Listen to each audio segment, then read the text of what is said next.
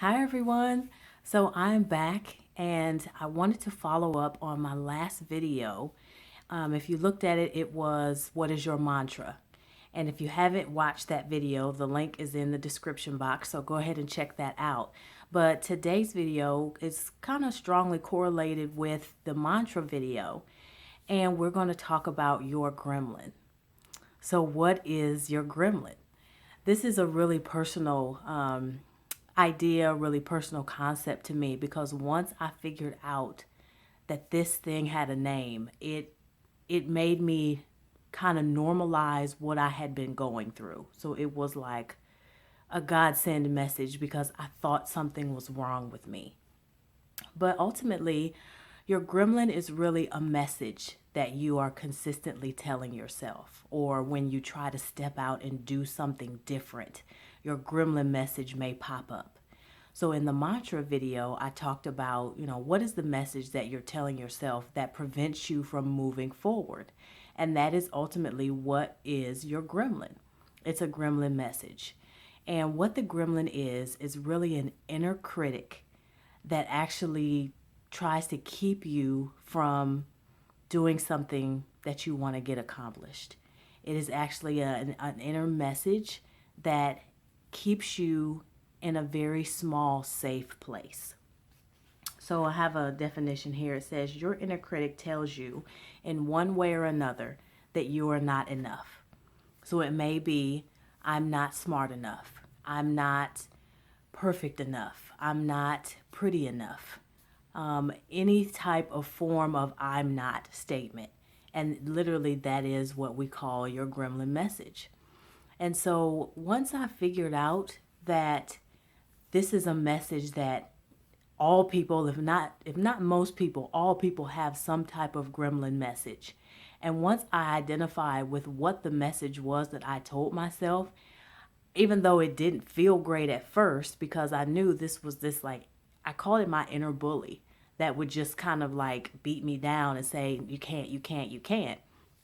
Once I found out that everyone had some type of form of this message running around in their heads, it made me feel a lot better. Like, oh my gosh, okay, I'm somewhat normal. I thought I was the only one that beat myself up on the inside. And the reason why knowing about your gremlin message is so important is that, specifically in a coaching relationship, coaches help people actually move past blocks that they have. And your gremlin message will be considered an inner block. Inner blocks are things that, messages you tell yourself, assumptions, beliefs that you have that aren't serving you well.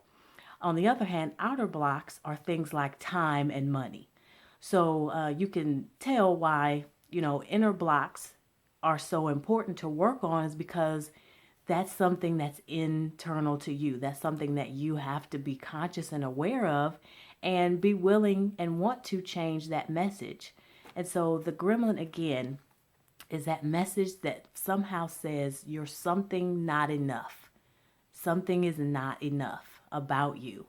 And when it comes up, when you'll hear your gremlin message most times is when, again, you're trying to do something new, when you're trying to, make some change, when you're trying to maybe get a new type of job or pursue a new career. Maybe you want to get a degree and there's something that just kind of keeps you from that. And it's an inner message. More than likely, it doesn't feel good. And you're like, ugh, what is that? Again, that's your gremlin and it's helping you to play safe. So get out your notebook because I got those 3 questions for you. And question number 1 is simply, what is your gremlin message? What is that message? And if you wrote notes for your mantra video, you may just go back and refer those notes and just say, okay, what is this kind of overall consistent message that I'm telling myself? And it's a great piece of awareness that you should have. The second question is, what is my gremlin keeping me from? So there may be something in your life that you have just been dreaming to do. And maybe you weren't aware that there was this actual term, this actual factor concept, that there's a gremlin that just kind of sits here or just whispers in my ear all the time, like, no, no, no, don't do that. Just play it safe.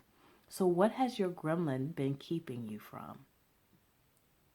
And lastly, not really a question, but I want you to do something that may be fun for you. I want you to give your gremlin a name.